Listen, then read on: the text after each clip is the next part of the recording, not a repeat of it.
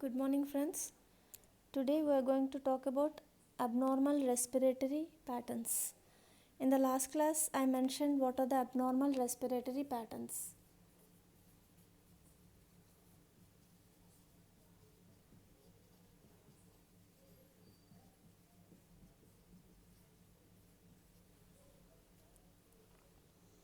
So, the abnormal respiratory patterns are apnea,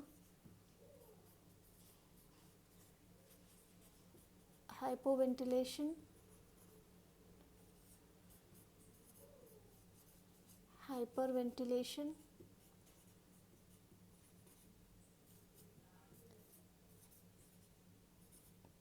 dyspnea,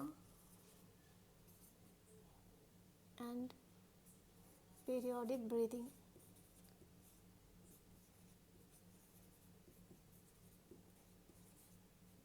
Please take down these terms: apnea, hypoventilation, hyperventilation, dyspnea, and periodic breathing. And before talking about the abnormal patterns, let's talk a word about the normal respiratory pattern,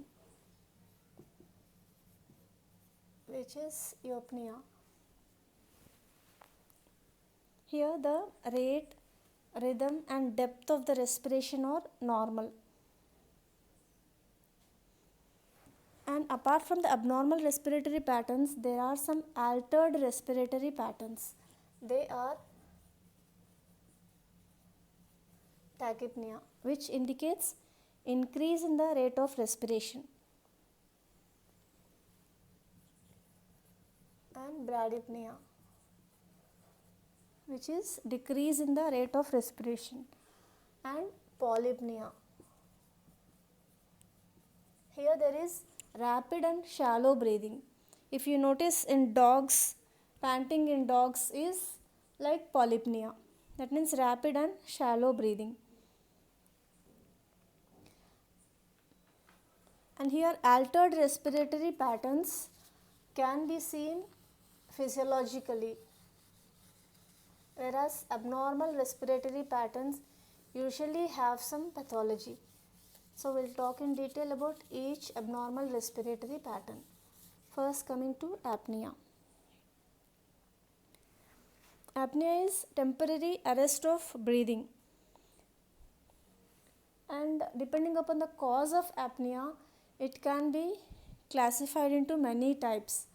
One is voluntary apnea.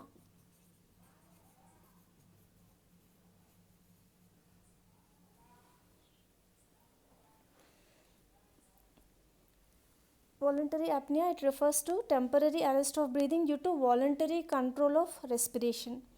It is also called breath holding. And the breath holding time or apnea, during which breathing can be withheld voluntarily, is about 40 to 60 seconds in a normal person after deep inspiration. And this breath holding capacity can be increased by doing breathing exercises. If you notice people doing yoga, breathing exercises, they will hold the breath for few seconds and gradually they increase the time of breath holding until they reach up to 40 to 60 seconds, because this breath holding will increase the capacity of the lung. So they practice this breath holding to increase the capacity of lung. And apart from this breath holding, some activities like talking, singing and swimming, they also stop. During these activities also we stop the breath voluntarily.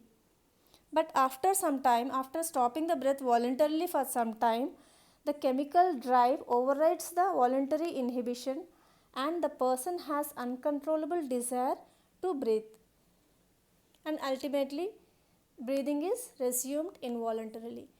That means if the breath holding is continued for few seconds, after some time, after particular seconds, the person will have a strong desire to breathe involuntarily.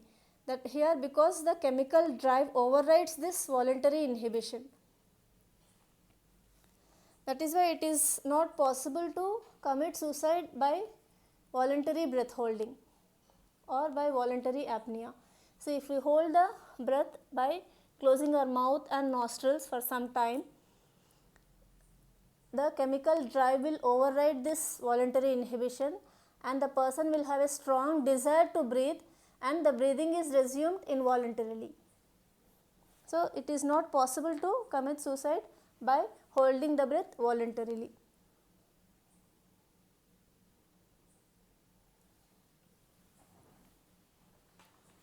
So this is voluntary apnea. And the another one is apnea after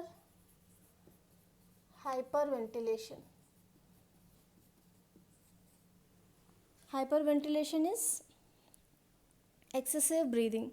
So during hyperventilation, during excessive breathing, there is excess carbon dioxide washout. And as you all know, carbon dioxide is a strong stimulant of respiration. So during hyperventilation, during excessive breathing, more of carbon dioxide is being washed off. So there is less carbon dioxide to stimulate the respiratory center. So after hyperventilation, because of less availability of carbon dioxide to stimulate the respiratory center, that may result in apnea. So this is apnea after hyperventilation. And the next one is deglutition apnea. Deglutition apnea. Deglutition is the process of swallowing. So when we are swallowing something, that fluid or food, they stimulate the sensory nerve endings around the pharynx, and the nerve impulses from these irritant receptors via swallowing center specifically inhibit the respiratory center, stopping the breathing at any point. So when you are swallowing something, food or fluid, the nerve endings, sensory nerve endings which are present around the pharynx, they are stimulated, and the nerve impulses from these stimulated nerves, because of these irritant receptors via the swallowing centers, they specifically inhibit the respiratory center, stopping the breathing at some point. This is deglutition apnea. And deglutition apnea is moreover a protective mechanism, because when we are swallowing food, the vocal cords will abduct so that the larynx is closed. Because if the larynx is not closed, if the vocal cords are not abducted, the food may get aspirated into the larynx and into the trachea.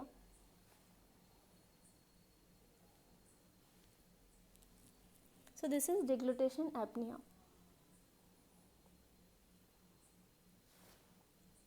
Then sleep apnea.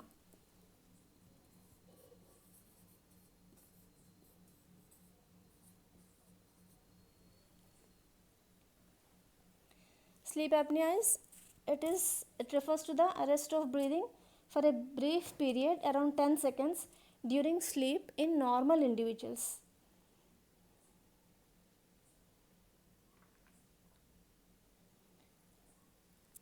And sleep apnea, it is recognized as a serious clinical problem or disorders of the respiratory control that affect mostly the middle-aged and the elderly men.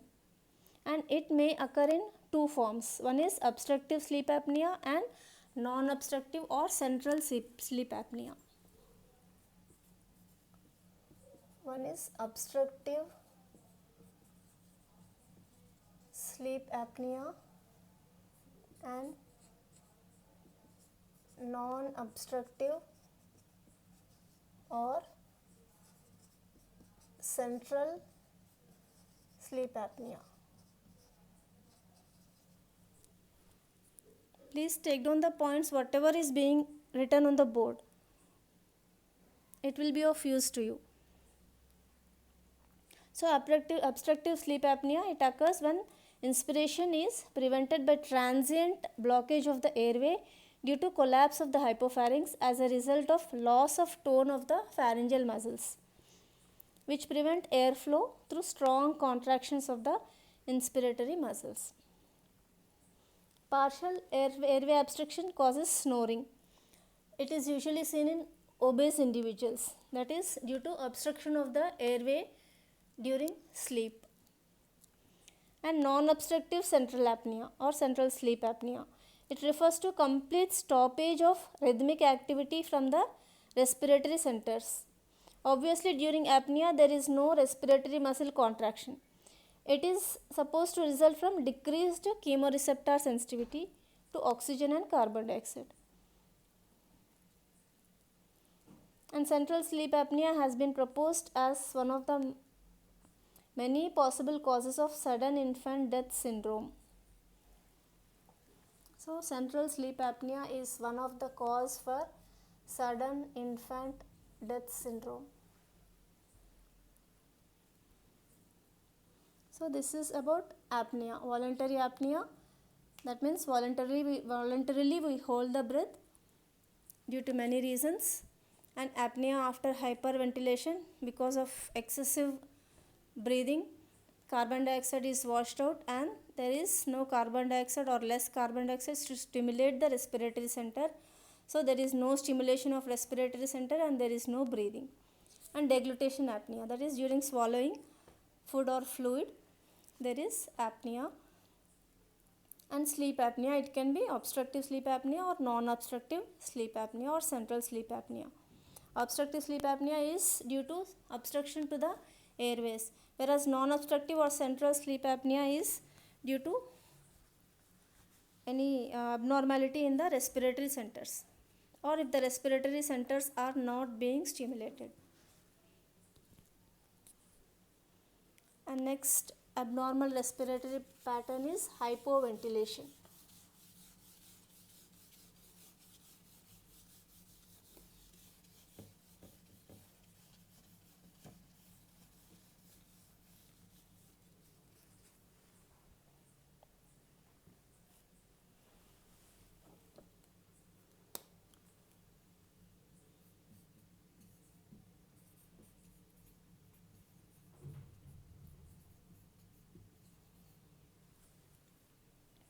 Hypoventilation, it is used to describe a decrease in the rate and force of respiration. Thus, in hypoventilation, what happens is the amount of air moving in and out of the lungs is reduced. That means there is decrease in the rate and force of respiration. Both are decreased, and so the amount of air entering into the lungs and going out of the lungs is less in hypoventilation.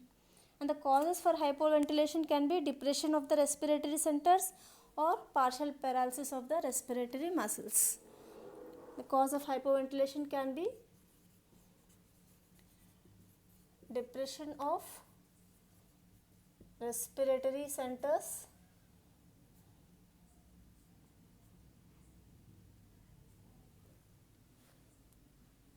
or if there is any paralysis of respiratory muscles.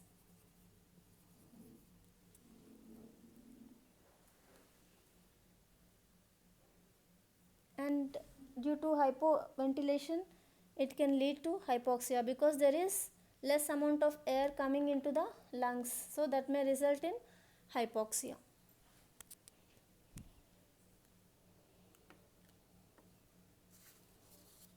And here it is hypoxic hypoxia because the amount of oxygen entering the lungs is decreased because of hypoventilation or decreased ventilation.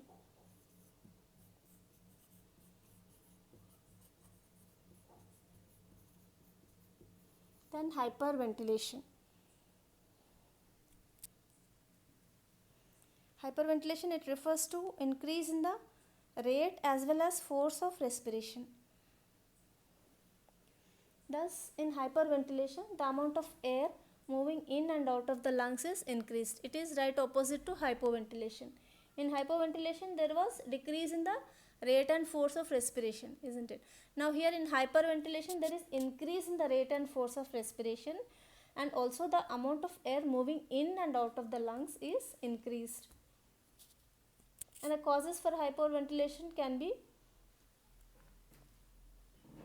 due to exercise or voluntary hyperventilation.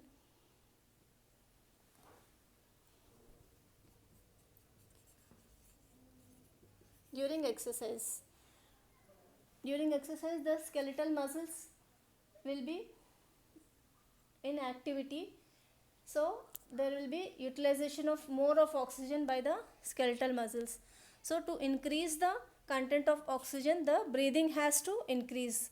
So there is hyperventilation to compensate the oxygen which was being used by the exercising muscles.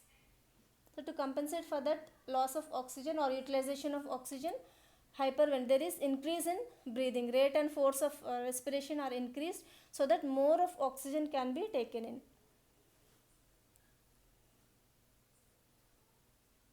And another cause is hypoxia.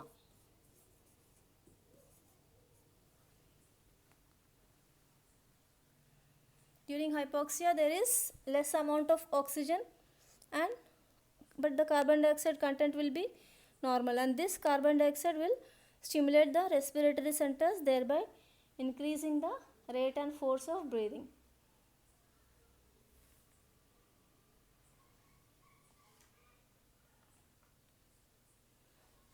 And next abnormal respiratory pattern is dyspnea.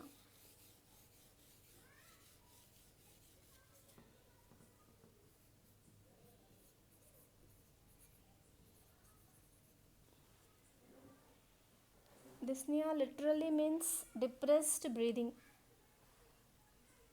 or increased respiration without discomfort is called hyperpnea.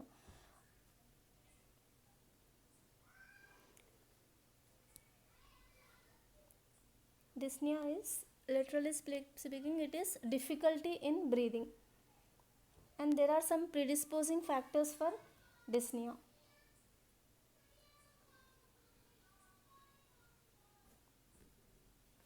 One is low vital capacity. People with low vital capacity are more predisposed to get dyspnea than those with normal or high vital capacity. So one of the cause can be low vital capacity.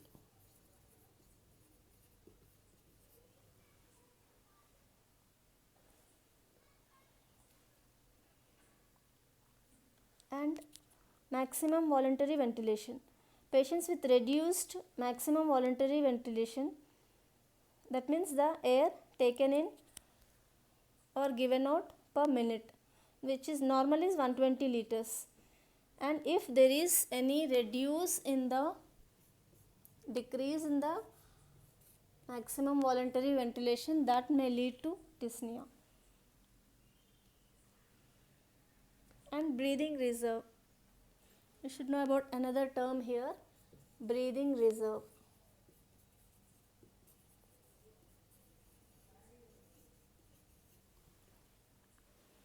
So breathing reserve is the difference between the maximum voluntary ventilation and respiratory minute volume, or maximum ventilatory volume and respiratory minute volume. And respiratory minute volume is the volume of air that is taken in or given out per minute. That means tidal volume.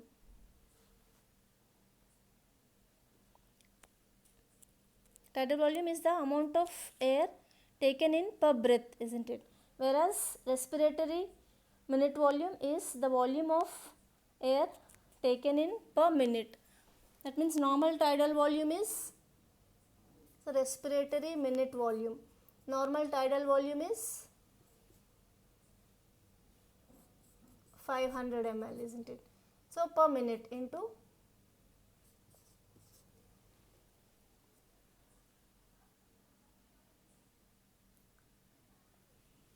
60 seconds, it will be 3 liters.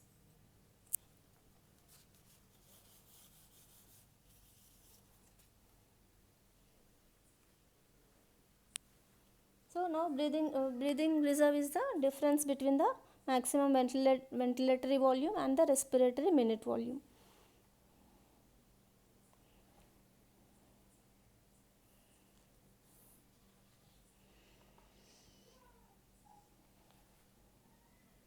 And here you should know about another term regarding dyspnea, that is dyspnea index or dyspneic index.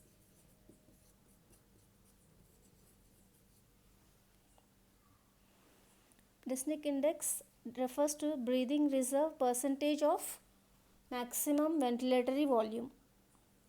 It can be calculated as dyspneic index is equal to breathing reserve into 100 divided by maximum ventilatory volume.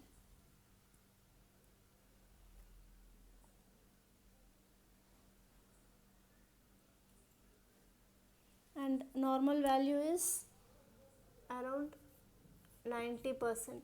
If it is less than 70%, if the dyspneic index is less than 70%, then it will lead to dyspnea. And the causes of dyspnea. Physiological cause we already talked, that is exercise.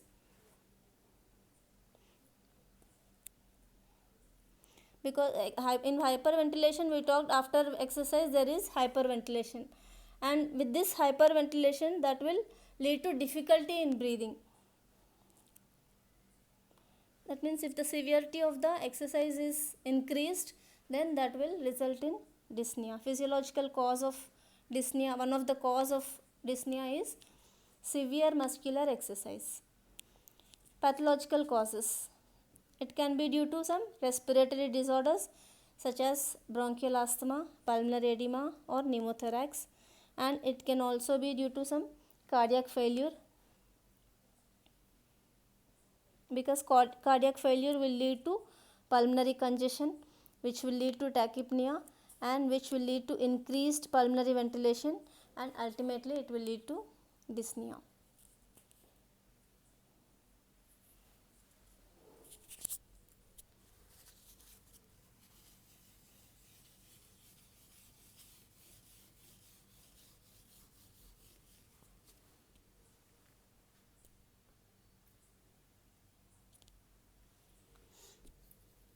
So if there is any cardiac failure, that will lead to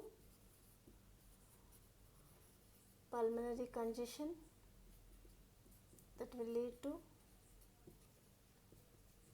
hyperventilation,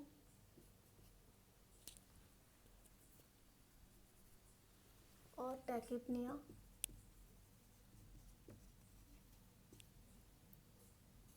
increased pulmonary ventilation, and ultimately that will result in dyspnea.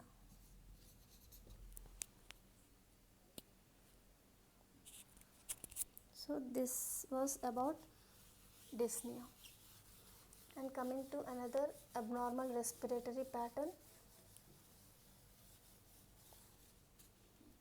which is the periodic breathing.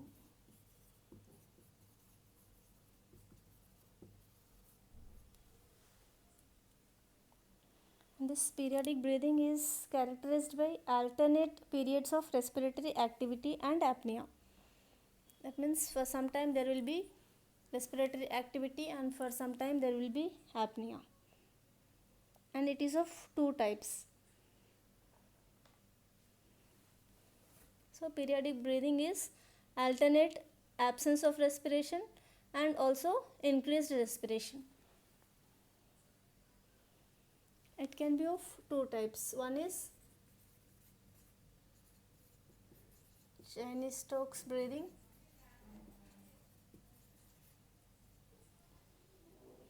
This can be asked as a short note question.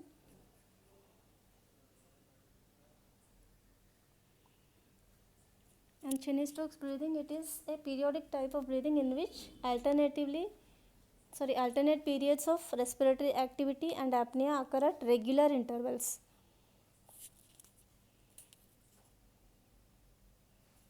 So here if you take a graph, there will be respiration and apnea, again respiration and apnea, again respiration and apnea. This is the pattern of Cheyne-Stokes breathing. And the causes for Cheyne-Stokes breathing are, there are physiological causes and pathological causes. Physiological causes are voluntary hyperventilation. Physiological causes for Cheyne-Stokes breathing is voluntary hyperventilation. That means if there is hyperventilation voluntarily, whenever there is hyperventilation, what is happening? There is washout of carbon dioxide. So there will be no stimulation of respiratory center. That will result in apnea. Again, due to apnea, there is decrease in the oxygen content. That means hypoxia. Then that hypoxia will again lead to hyperventilation, and this hyperventilation will again lead to apnea. So at regular intervals, hyperventilation and apnea will occur in Cheyne-Stokes breathing. And another physiological cause is high altitude.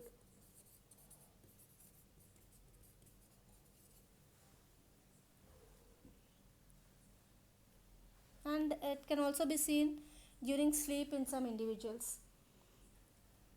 These are the physiological causes.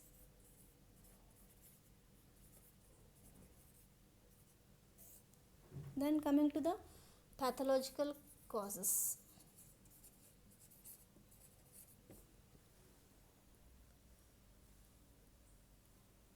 It can be seen sometimes in chronic heart failure or brain damage when the respiratory center is damaged, or it can also be seen in poisoning by narcotics. Narcotics, they depress the respiratory center. So if they are given in large doses, that will completely damage the respiratory center and there will not be any respirations. So pathological causes are chronic heart failure, brain damage, or narcotic poisoning. These are the pathological causes of Cheyne-Stokes breathing.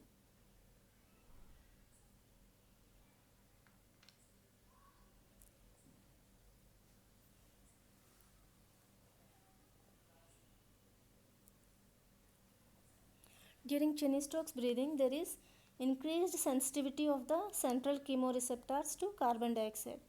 That will lead to hyperventilation, and this hyperventilation will cause carbon dioxide washout, and that will result in apnea. Then again accumulation of carbon dioxide due to apnea, then increased PCO2, and again hyperventilation. See here, you can see the regular pattern of hyperventilation and apnea. First there is hyperventilation. During this hyperventilation, there is excessive washout of carbon dioxide. So there is less stimulation of respiratory center. So there will be apnea. And this apnea will cause accumulation of carbon dioxide. Then this carbon dioxide will stimulate the respiratory center. So there will be hyperventilation. And this process repeats. So this is about Cheyne-Stokes breathing. And this can be asked as a short note question. Please make a note.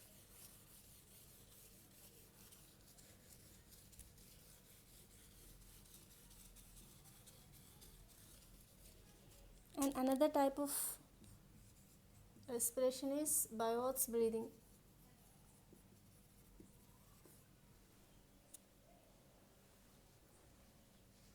It is also known as ataxic breathing, and it is a type of periodic breathing showing alternate periods of respiratory activity and apnea.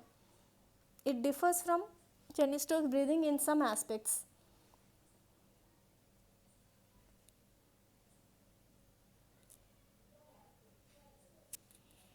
And one main difference is Biot's breathing can never occur physiologically. Cheyne-Stokes breathing can occur physiologically, but Biot's breathing never occurs physiologically. This is the main difference we have to remember with Cheyne-Stokes breathing and Biot's breathing. And the cause for Biot's breathing is that it indicates normal medullary rhythmicity of respiration. It can occur when the medulla is involved in disorders such as meningitis, head injury, medullary compressions like pontine hematomas, or any cerebellar lesions. So Biot's breathing will occur only if there is any pathology. And in Cheyne-Stokes breathing, another difference is in Cheyne-Stokes breathing, there will be no alteration in the tidal volume. In Cheyne-Stokes breathing will be same. That means if there is hyperventilation and apnea, the tidal volume may change during Cheyne-Stokes breathing, but during Biot's breathing there is no waxing and waning of the tidal volume.